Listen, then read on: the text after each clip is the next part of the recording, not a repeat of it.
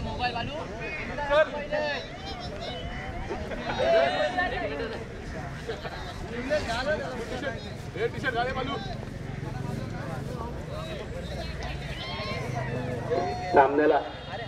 सामन्याच्या पहिल्या सत्राला सुरुवात होते.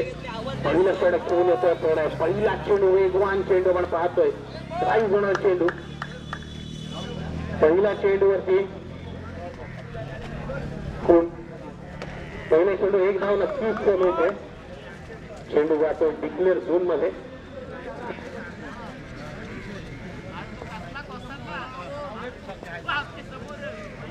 पुन्हा एकदा वेगवान चेंडू आणि पुन्हा एकदा डिक्लेअर स्वरूपाची धाव आपल्याला पाहायला मिळते. 2 चेंडूमध्ये 2 धावा इथे धावपत्र लागलेला आहे. प्रणयला आपण मागील सामन्यात पाहिलं ते क्रीज षटक त्यांनी केलं होतं. मुलासारख्या आक्रमक फलंदाजाला जादूर उभं केलं आणि त्यानंतर त्याची विकेट प्राप्त केली होती.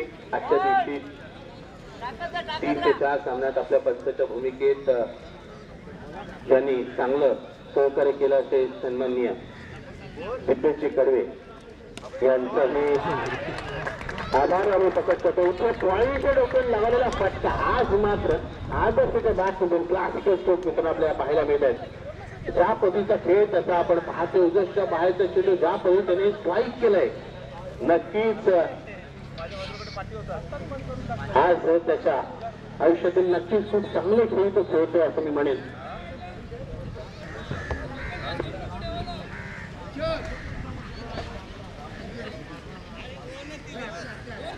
बॉडी पकड पिचिंग काय बॉडी पकड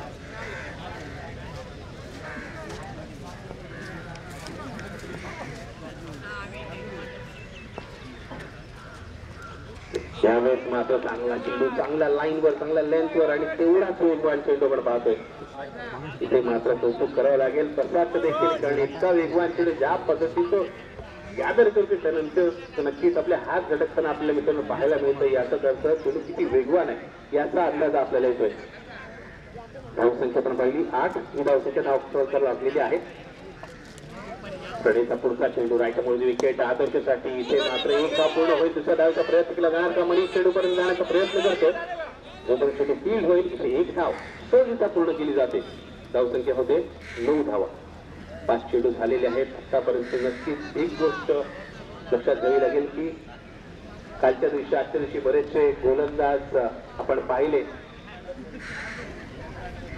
त्या सामन्यामध्ये आपण पाहिलं तर प्रत्येक षटकामध्ये एक तरी अवांछित धाव आपल्याला पाहायला मिळेल. खूप क्वचित षटक पण पाहिजे यामध्ये अवांछित धाव नाही. या षटकात आपण पाहिलं कोणतीही अवांछित धाव आपल्याला पाहायला मिळत नाहीये. या चेंडूवर अंतिम चेंडूवर 1च धाव मिळते. चांगलं षटक म्हणावं लागेल षटकाराला. असं तरी या षटकात 10 धावा खर्च केल्यात त्या म्हणजे गोलंदाज प्रणयने. पुढील सामना तिसऱ्या श्रेणीतील सामना असेल. एका बाजूला असेल गुडलक करूरपडा संघ दुसऱ्या बाजूला असेल तो म्हणजे शिवशक्ती लोणारे. दोन्ही संघांच्या कर्णधारांनी नाणेफेकीसाठी यायचे. पुढील सामना शिवशक्ती लोणारे विरुद्ध गुडलक करूरपडा. तिसऱ्या श्रेणीला सामना असेल 3 षटकांचा सामना असेल याची नोंद घ्या दोन्ही संघांनी. आणि दोन्ही संघाच्या कर्णधारांनी नाणेफेकीसाठी यायचंय. गुडलक करूरपडा आणि शिवशक्ती लोणारे. पहिलं षटक समाप्त झाल्यानंतर दुसरं षटक घेऊन येतो गोलंदाज मनीष. 3 षटकांचा सामना आहे. पहिल्या षटकात 10 धाव आल्यास पुढच्या षटकात पाहूया कशा प्रकारे फलंदाजी होते.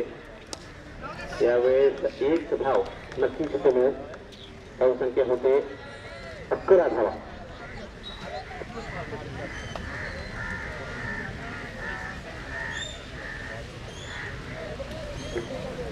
मागील सामन्यात आपण पाहिलं 3 षटकांचा सामना होता. तब्बल 52 धावा झाल्या होत्या. 53 धावांचं सगळं आव्हान होतं. आता पाहूया या सामन्यात किती धावांचं आव्हान ठेवलं जाते. निखेलच्या बाजून आलेला फटका चेंडू उंच हवेत आणि चेंडू जातोय सीमारेषेपार. षटकार वेगवान या षटकाने आपण पाहिलं. धावसंख्या होती ती म्हणजे 17 धावा.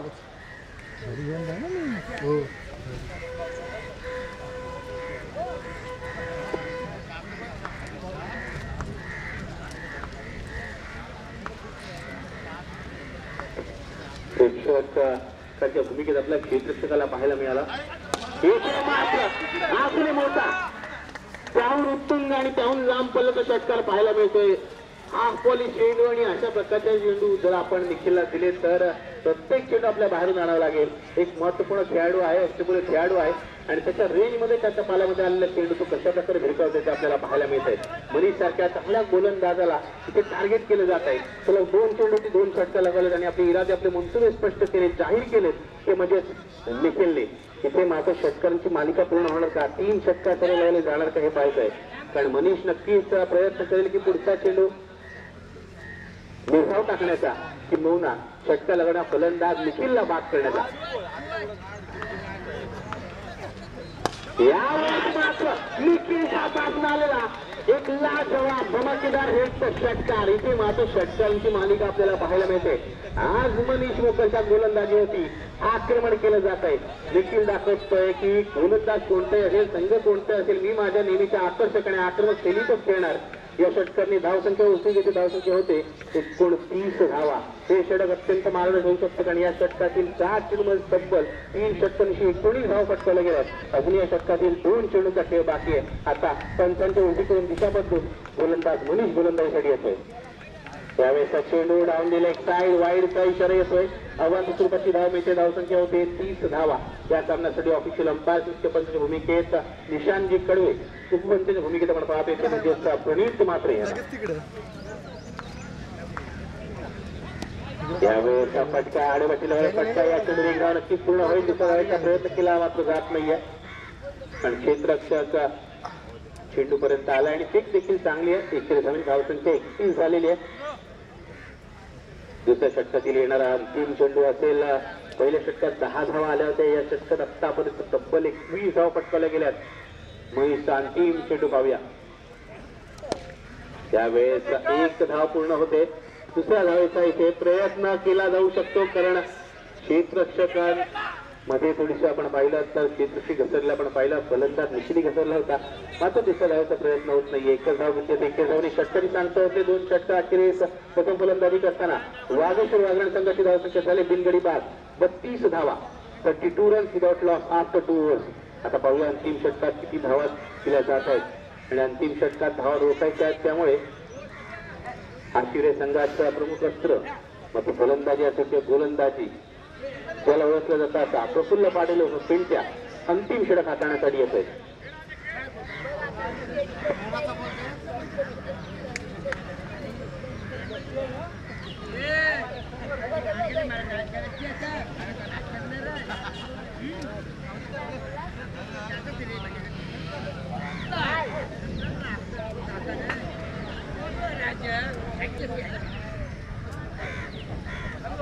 आपण पाहिलं तर यापूर्वी बरेच वर्ष आपण वागेश्वर वागण संघाला खेळताना पाहतोय. मागील काही वर्षांपासून पण ज्या पद्धतीत ही टीम बिल्ड झाली, त्या पद्धतीत या संघाची संघ बांधणी झालेली आहे. आदर्श सारखे चांगले खेळाडू या संघात सहभागी झाले. नक्कीच या संघाचा पूर्णतः कायापालट झालेला आपण पाहिलाय आणि एक चांगला संघ म्हणून वागेश्वर वागण संघ आपल्याला नावरूपा आलेला पाहायला मिळतो. आदर्शच्या बॅट मधून पुन्हा एकदा एक मोठा धमाकेदार हिट आपण पाहतोय षटकार. आणि इथे जरा मला वाटतं तो स्टेडियम असतो तर स्टेडियमच्या बाहेर त्याची षटकार पाहायला मिळेल असतं आपल्याला. अशा पद्धतीचे फटके आपण पाहतोय. धावसंख्या आपण पाहिली, धावसंख्या झाली 38 धावा. त्यांच्यासारख्या आक्रमक आणि गोलंदाजाला तिथे वेलकम म्हणलं जातं, त्याचं स्वागत केलं जातं षटकार आणि आदर्शकडून. चांगल्या चांगल्या गोलंदाजांचा भरपूर समाचार घेतलेला आपण पाहतो या फलंदाजाने आजच्या दिवसात. त्यावेळेचा चेंडू नक्कीच खूप चांगला. इथे कमबॅकिंग डिलिव्हरी आपण पाहतोय. आपल्या संपूर्ण अनुभवानिशी कमबॅक केलं जातं. ऑस्ट्रेलियाचा चेंडू टाकला जातोय फलंदाजाला, त्या चेंडूला सन्मान द्यायला भाग पडतोय तो म्हणजेच फलंदाज प्रफुल्ल पाटील. प्रफुल्ल पाटीलला आपण पाहतोय पुढचा चेंडू घेऊन आदर्शसाठी. यावेळेस पुढचा चेंडू आणि या चेंडूलाही त्याने ज्या पद्धतीत घेऊन काढलाय एवढा अप्रतिम असतो आजच्या दिवसात किंवा कालच्या दिवसात आपण पाहिला नव्हता. ज्या पद्धती चेंडू तो कलेक्ट करतोय, ज्या पद्धती चेंडूला भिरकावतोय, आपल्या पूर्ण ताकदीचा अनुभव आपण पेश करतोय. धावसंख्या झालेली आहे 44 धावा. इथे मात्र फटका अप्रतिम आहे. चेंडू कुठे जातोय पाहायचंय. चेंडू जातोय डिक्लेअर झोन मध्ये. इथे मात्र थोडीशी नशिबाची साथ कमी पडते असं म्हणावं लागेल कारण फटका चांगला होता. तिथे दोन्ही सलामीर मात्र पूर्णतः आक्रमक रूप धारण करतायत, धावा गमवतात, विकेट देत नाहीयेत आणि कुठेतरी गोलंदाजांना टार्गेट केलं जातंय. प्रत्येक गोलंदाजांना टार्गेट केलं जातंय. धावसंख्या आपण पाहिली, धावसंख्या झाले 45 धावा, 3 चेंडू 4 चेंडू झाले, 2 चेंडू शिल्लक आहेत. यावेळेचा फटका नक्कीच चांगला आहे आणि यावेळेचा फटका म्हणजे पेचणा स्ट्रोक नक्कीच म्हणावा लागेल. ज्या पद्धतीत फटकेबाजी सुरू आदर्श होती, पुन्हा एकदा आदर्श नामक वादळ झंझावात आपल्याला पाहायला मिळतोय. मागील सामन्यात त्यांनी आपल्या संघाला काही विराटच्या बलाढ्य संघासमोर विजय संपादन करून दिला आणि त्याही पेक्षा बलाढ्य संघ पण पाहतोय. त्याच तुलनेचा बलाढ्य संघ आशिर संघासमोर देखील तशाच पद्धतीचे फटकेबाजी त्याची सुरू आहे. 49 धावा धावफटका लागल्यात, अंतिम चेंडू आणि अंतिम चेंडूवरती लगावलेला फटका. मित्रांनो, हा फटका म्हणजे या फटक्याचे किती मीटर गेलं हे मोजणे आवश्यक आहे. एवढा लांब गेला फटका आपण पाहतोय. एकही विकेट न गमावता 55 धावांपर्यंत पुन्हा एकदा कलेवरांची अर्धशतकीय भागीदारी आपल्याला पाहायला मिळते. आज मात्र आदर्श ज्या पद्धतीत खेळ करतोय हे दाखवून देतोय की अनुभवी खेळाडूंना कशा प्रकारे खेळायचं, अनुभवी खेळाडूंवरती कशा प्रकारे हल्लाबोल करायचा, अनुभवी खेळाडूंच्या गोलंदाजीवर कशा प्रकारे आक्रमण करायचं, कशा प्रकारे धावा जमवायच्या. मात्र या धावांचा पाठलाग आशिर संघाकडूनही केला जाऊ शकतो, कारण त्यांच्याकडे एकापेक्षा एक असे आक्रमक आणि विध्वंसक फलंदाज आहेत. त्यामुळे 55 धावा झालेल्या 3 षटक 18 चेंडूमध्ये 56 धावांची आवश्यकता सामना जिंकण्यासाठी तो चित्रलेखाबाई पाटील पुरस्कृत फ्रेंड्स ग्रुप आशिर या संघाला. आणि वाघेश्वर वाघण संघातील फलंदाजी क्रमांकी सांगायचं झालं तर दोन्ही सलामीर नाबाद राहिलेत. 4 षटकर एका चौकारनीची 30 धावांची आकर्षक नाबाद सोयी केली. आदर्शने त्याला तेवढीच तोलामालीची साथ दिली. निखिलने त्याने सलग 3 षटकर लागून 21 धावा कुठल्या. आणि जर धावांचा आलेख पाहिला तर तिन्ही गोलंदाजांवरती आक्रमण केलं गेलं. पहिल्या षटकात प्रणयच्या 10 धावा आल्या.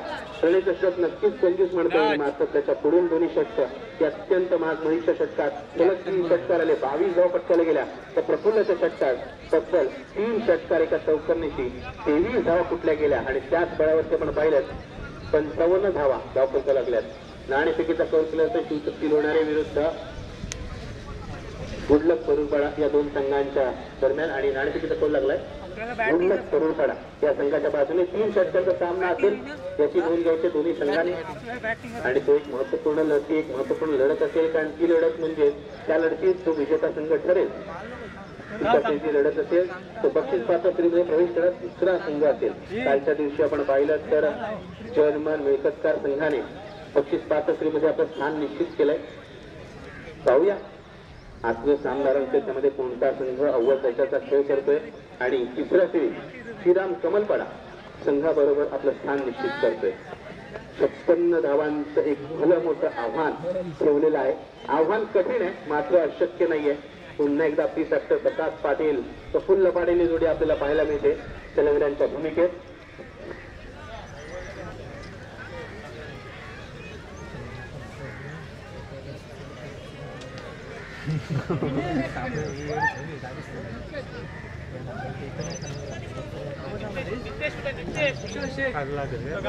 अरे उल्लू चावी तुझीच आहे ना, बोलते नको झाला बोलते परत ना.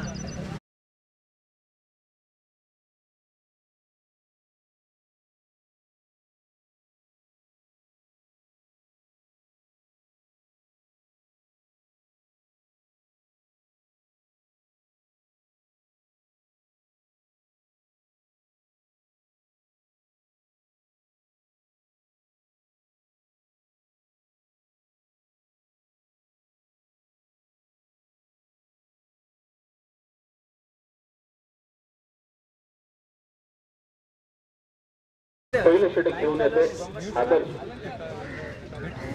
मागील सामन्यात आदर्शने चांगला खेळ केला होता.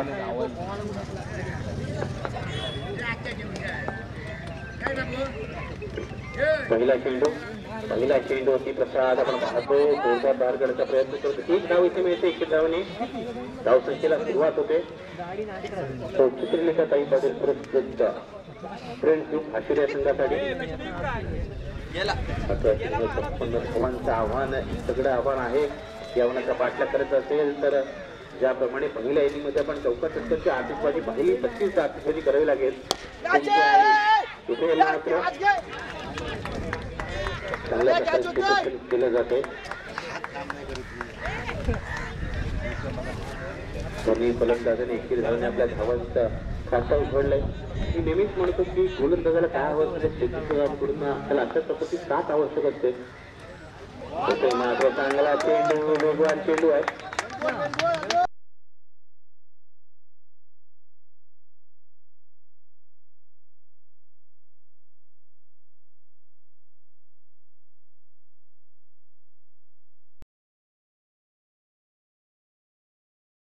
एकदा चांगला चेंडू आपण इथे पाहतो. या चेंडूवर देखील एकच धाव मिळेल. तिथे षटकारांची आवश्यकता आहे. आणि भाग पडतोय तो म्हणजे आदर्श 4 चेंडूमध्ये केवळ 3 धावा आलेल्या आहेत.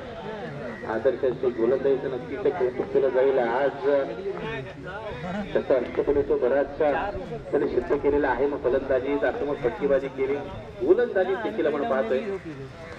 त्या पद्धतीने त्याची गोलंदाजी सुरू आहे. इथे एक धाव नक्कीच मिळेल बाईकच्या स्वरूपात.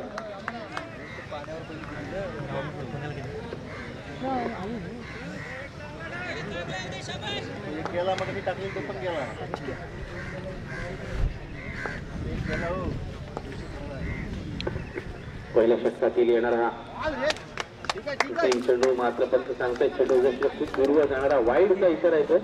धाव संख्या होते 5 धावा. 5 चेंडू झाले, 5 धावा धावफलकाला आणलेल्या आहेत.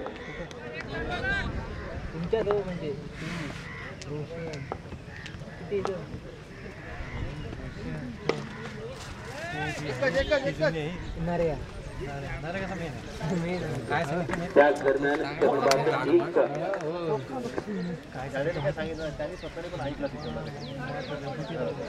म्हणून मी आलो का मी काय बोलतो ज्यादा सांगू तू स्वतः ऐकलं तू काय बोलला. आपण मागील इनिंग मध्ये पाहिलं 23 धावा अंतिम षटकात आलं. तर कालच्या दिवशीचा आढावा आपण घेतला तर मित्रांनो सर्वाधिक धावा गुडलक परुबळच्या संघाचा कर्णधार सिद्धूच्या गोलंदाजी आल्या होत्या 29 धावा. त्यानंतर 25 धावा आल्या होत्या. त्यामध्ये जयमान मेकअपकर बळ संघाच्या रोनित कडवेच्या गोलंदाजीवर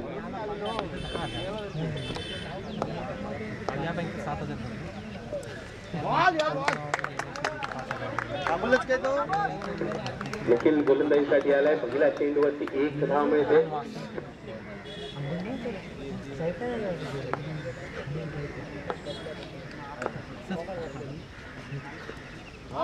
पुन्हा एकदा चांगला चेंडू.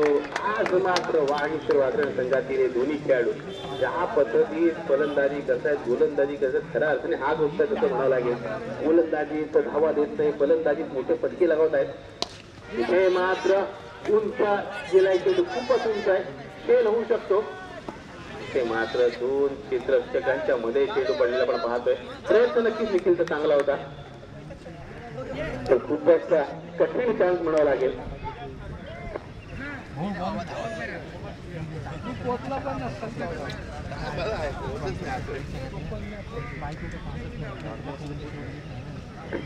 तीन चेंडू झालेले आहेत या षटकातील. 2 धाव आल्या. धावसंख्या 8 झालेली आहे. 9 चेंडूमध्ये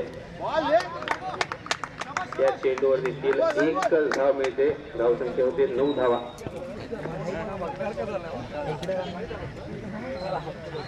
8 चेंडू आणि तब्बल 47 धावांची आवश्यकता आहे. 8 चेंडू 47 धावांची आवश्यकता. या चेंडूवर देखील 1 धाव मिळेल. धावसंख्या होते ती म्हणजे 6 धाव. टेस्ट मॅच क्रिकेटचा सामना सुरू. मित्रांनो आसुकाईचं चित्र आपल्याला पाहायला मिळते. केवळ एकेरी धावा पाहायला मिळते. जिथे 14 षटकांची आतिषबाजी पाहिजे होती, इथे मात्र अवन स्वरूपाचा चेंडू, वाईड बॉल. धावसंख्या होते 11 धाव.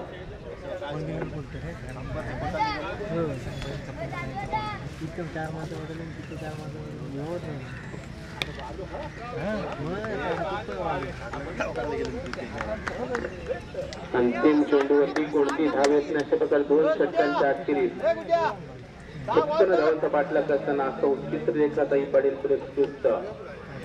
फ्रंट टू आश्रय संघाची धावसंख्या झाले बिनगडी बाद 11 धावा. पहिल्या षटकात आल्या 6 धावा, दुसऱ्या षटकात आल्या 5 धावा. आणि आता अंतिम षटक. या षटकात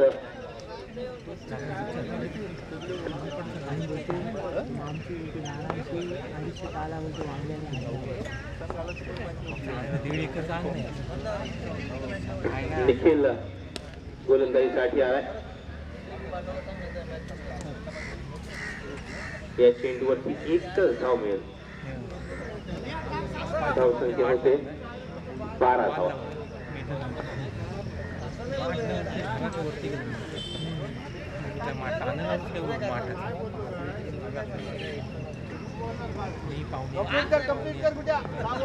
आता मात्र 5 चेंडू आणि तब्बल 44 धावांची आवश्यकता. इथे खेळ होऊ शकतो. क्षेत्र चेंडू खाली येतोय, खेळ टिपला जातोय. पहिली विकेट तसाच्या स्वरूपात गमावली जाते. आता 4 चेंडू आणि 44 धावांची आवश्यकता. 4 चेंडू 44 धावा. अशक्यप्राय आव्हान.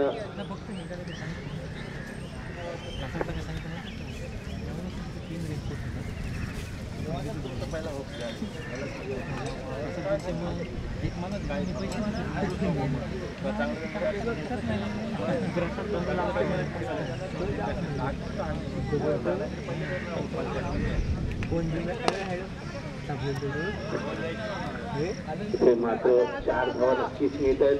धावसंख्या पुढे कसं होते 16 धावा पण आहे फलंदाजीसाठी आलाय. अंतिम 3 चेंडू या सामन्यातील शिल्लक. या अवस्था खेळ आपण पाहतोय.